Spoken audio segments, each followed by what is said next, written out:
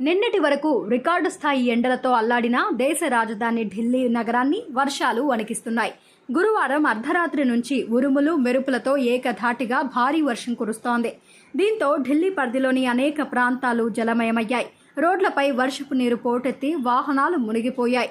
ఈ క్రమంలో ఢిల్లీలో విమానాశ్రయంలో టెర్మినల్ 1 భవనం వద్ద రూఫ్ కూలిపోయింది. ఈ ఘటనలో ఒకరు ప్రాణాలు కోల్పోగా 6 గాయపడ్డారు. 2 రోజులుగా కురుస్తున్న భారీ వర్షాల కారణంగా రూఫ్ సపోర్టు కోసం నిర్మించిన భీమ్ కూలిపోవడంతోనే ఈ ప్రమాదం చోటు చేసుకుంది. ఈ ఘటనపై తక్షణమే స్పందించిన కేంద్ర పౌర విమానయాన శాఖ మంత్రి కింజారపు రామ్మోహన్ నాయుడు విమానాశ్రయానికి చేరుకుని వ్యక్తిగతంగా సహాయక చర్యలను పర్యవేక్షించారు. అక్కడ ఆయన మీడియాతో మాట్లాడుతూ ఇది చాలా తీవ్రమైన సంఘటన అని వ్యాఖ్యానించారు. Directorate general of civil aviation ఈ అంశాన్ని తీవ్రంగా పరిగణిస్తుందని అన్నారు. ప్రమాదంలో చనిపోయిన వ్యక్తి కుటుంబానికి 20 లక్షల నష్టపరిహారం మంత్రి ప్రకటించారు. ఢిల్లీ విమానాశ్రయం వెలుపల పికప్ డ్రాపింగ్ ప్రాంతంలో భారీ ఇనుప స్తంభం కూలి అక్కడ వాహనాలపై పడింది. దీంతో పలు కార్లు ధ్వంసం కాగా టెర్మినల్ 1 నుంచి విమాన రాకపోకలను నిలిపివేశారు. ఈ ఘటన కారణంగా పలు విమానాలు రద్దయ్యాయని, ఈ విమానాల్లో టికెట్లు బుక్ చేసుకున్న ప్రయాణికులకు డబ్బులు వాపసిస్తామని మంత్రి తెలిపారు.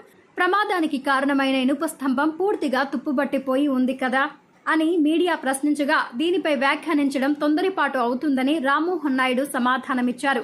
దీనిని పరిశీలించాలని ఎయిర్పోర్టు యంత్రాంగానికి సూచించామని, అలాగే డీజీసీఏ కూడా ప్రత్యేకంగా దర్యాప్తు చేపడుతుందని ఆయన చెప్పారు. ఎయిర్పోర్టు నిర్మాణ కాంట్రాక్ట్ దక్కించుకున్న జీఎంఆర్ సంస్థ కూలిపోయిన ఈ ఇనుప స్తంభాన్ని 2008, 2009లో ఏర్పాటు చేసినట్లు ప్రభుత్వ వర్గాలు వెల్లడించాయి. శుక్రవారం ఉదయం ఘటన జరిగిన వెంటనే కాంగ్రెస్ చీఫ్ మల్లికార్జున ఖర్గే, ఆ పార్టీ నాయకురాలు ప్రియాంక గాంధీ వాద్రా స్పందిస్తూ ఈ టెర్మినల్ను ప్రధాని నరేంద్ర మోదీ ప్రారంభించారని ఆరోపించారు. గత 10 ఏళ్ల మోదీ ప్రభుత్వ హయాంలో నాసిరకం మౌలిక సదుపాయాలు కూలిపోవడానికి అవినీతి, నేరపూరిత నిర్లక్ష్యమే కారణమని ఖర్గే ట్వీట్ చేశారు. అయితే ఖర్గే పోస్టుపై కేంద్ర మంత్రి స్పందిస్తూ ఆయన ఆరోపణల్లో వాస్తవం లేదన్నారు. టెర్మినల్ 1ను ప్రధాని నరేంద్ర మోదీ ప్రారంభించలేదని స్పష్టం చేశారు. ప్రధాని వేరే భవనం ప్రారంభించారని, కూలిపోయిన టెర్మినల్ కాంగ్రెస్ నాయకత్వంలోని యూపీఏ ప్రభుత్వ హయాంలో నిర్మించి ప్రారంభించారని ఆయన అన్నారు. వర్షపు నీటిని బయటకు పంపే పైపులు పగిలిపోయి నీరంతా సీలింగ్ రూఫ్పై ప్రవహించి దాని బరువుకు ఒక్కసారిగా రూఫ్ కుప్పగూలింది.